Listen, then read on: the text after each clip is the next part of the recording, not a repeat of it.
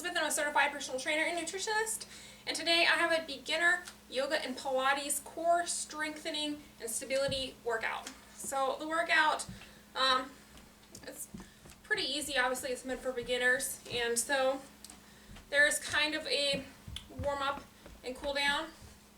And so if you haven't already, please subscribe to my channel, and if you'd like to help contribute, you can go to my channel page, and in the about there's a link for donations. Before we begin, I also have a spirit lifter to share with you.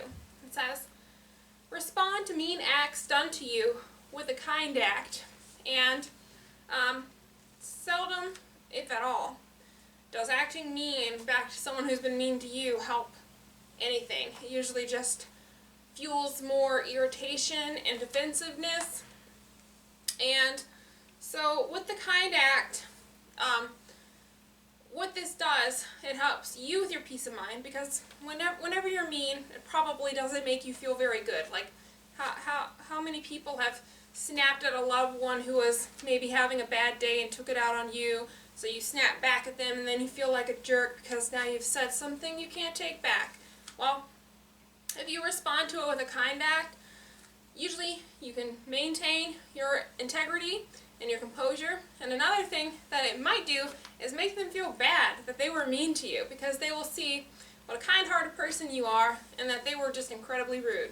And so even if it doesn't do that, and that shouldn't be your intention anyway, it does help maintain your character and keep you as a good person, because our acts become our character, our actions become our character. So if you repeatedly respond to unkindness with unkindness, then eventually you'll be known as an unkind person.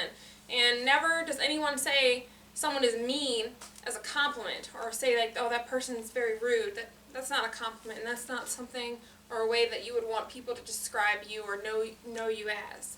So with that being said, we'll begin our workout, which is actually on the floor the whole time, but this first move here, I'm going to show it to you standing because it's going to be very difficult, I think, to see from the ground.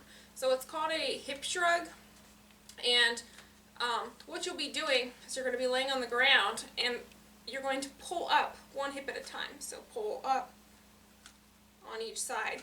You really want to think about isolating that one hip.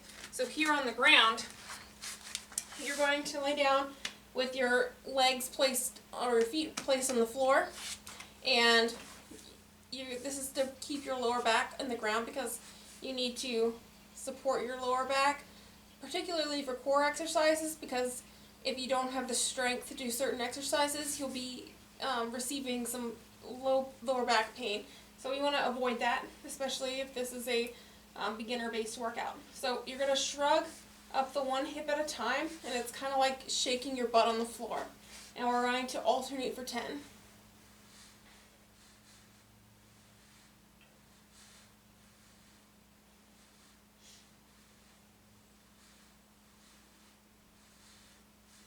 And then our next exercise is going to be a hip lift.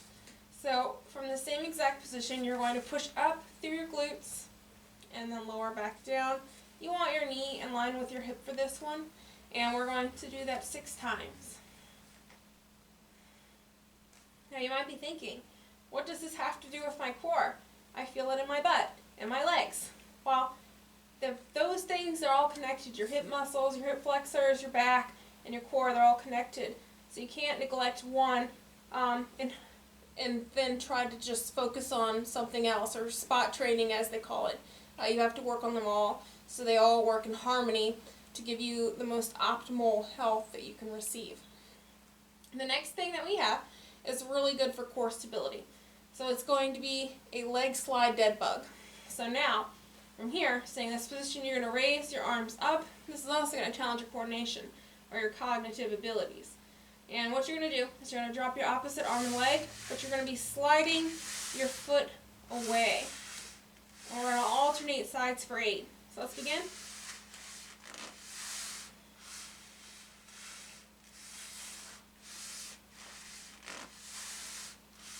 I recommend not wearing shoes for these, because if you're wearing shoes, you might find that the rubber soling on the bottom grips the floor when you're sliding your legs.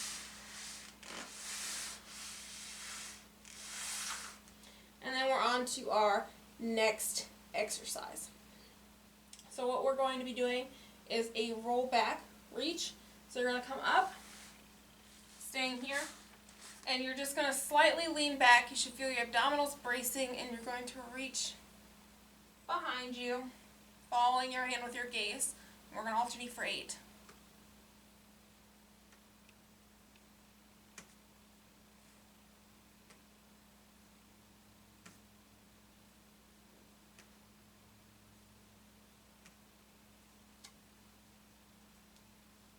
And your lower back down, and we're going to do a hip twister, and this is going to stretch out the lower back and hip some.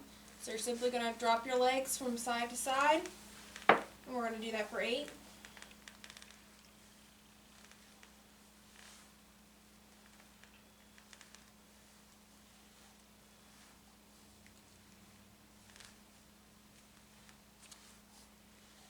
Now we're going to lay one leg flat, and we're going to do single leg circles. This is really good for core stability. You're going to extend one leg up towards the sky, and you're going to draw controlled circles with your foot as if you're tracing a circle with your big toe.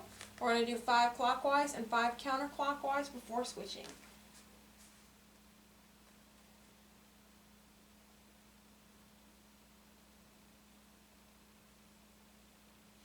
Try to keep the rest of your body as still as possible except for the leg in the air.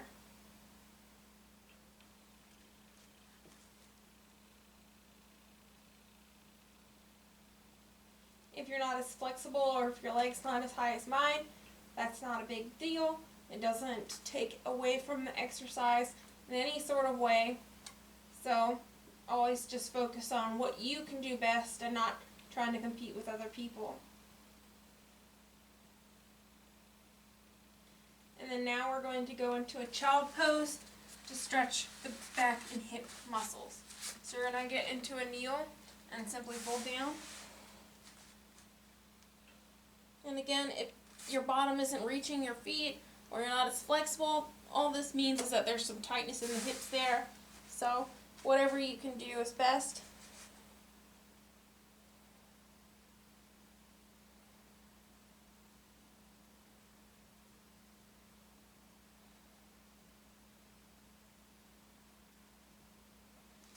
And then we're going to come up for a cat and cow.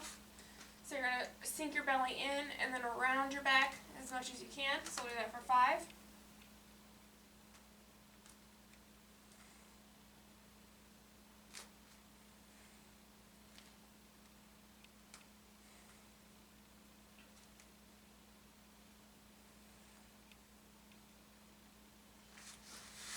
Then we're going to lay down on the ground and do a knee hug, so you can keep your leg straight or bend it up if it's uncomfortable with the straight leg.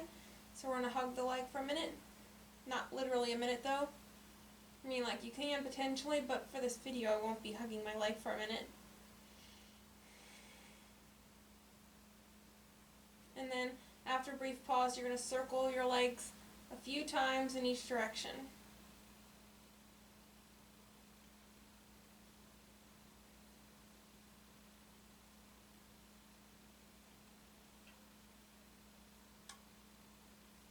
So when you're ready, switch, beginning with your knee hug.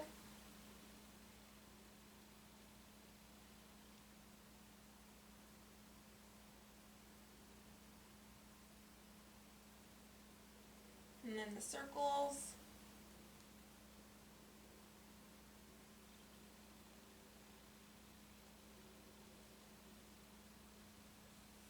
And we're going to come up to what's easy pose, or crisscross applesauce, so sitting like this. And if you cannot crisscross your legs, if you sit in any sort of pose, like if you're on a chair for instance, that's fine. So the main focus of this exercise is we're going to be doing a torso twist or a fist salutation. So you're going to put your hand or your fist in your hand, or you can put your hands in prayer if you like that better, and you're going to twist on each side, following with your gaze, and this is going to mildly tone the obliques and stretch the back some. So I'll alternate for 8.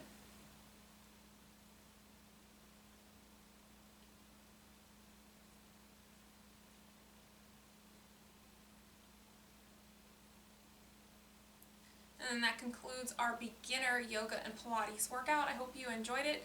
Please check out more of my other videos on YouTube under Wellness by Elizabeth, and like, subscribe, and share.